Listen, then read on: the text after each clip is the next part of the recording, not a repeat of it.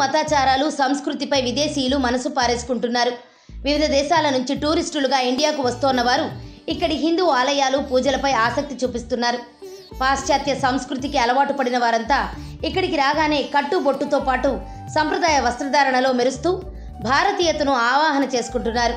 ఈ నేపథ్యంలోనే దక్షిణ కైలాసంగా ప్రసిద్ధిగాంచిన శ్రీకాళహస్తీశ్వర ఆలయాన్ని రష్యన్లు సందర్శించారు.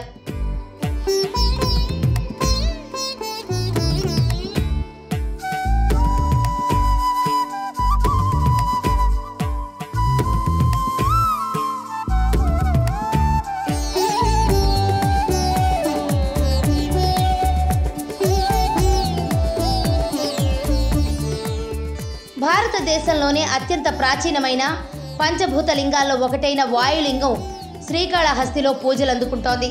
అద్భుతమైన భారతీయ వాస్తుకళకు ఈ ఆలయ నిర్మాణ శైలి అద్దం పడుతుంది. శ్రీకృష్ణ దేవరాయల కాలంలో నిర్మించిన గాలిగోపురం, చెక్కు చెదరని రీతిలో కనిపించే 1000 కాళ్ల మండపాలు ఆలయంలో ప్రధాన ఆకర్షణలుగా ఉన్నాయి. వీటి గురించి తెలుసుకున్న రష్యా దేశానికి చెందిన 30 మంది సోమవారం శ్రీకాళహస్తి ఆలయాన్ని సందర్శించారు.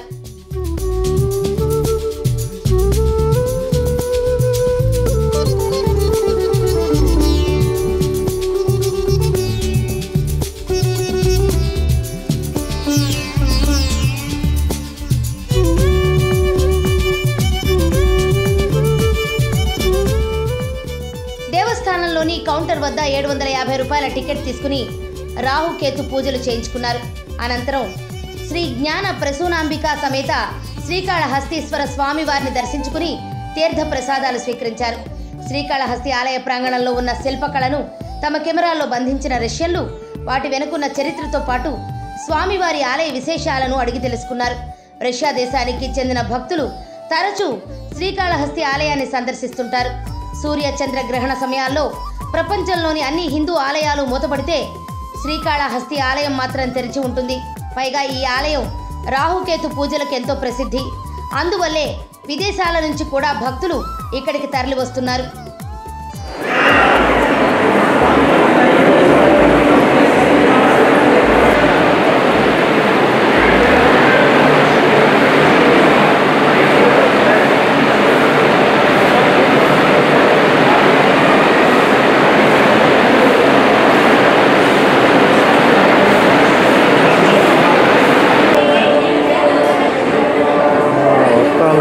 Grupo de 10.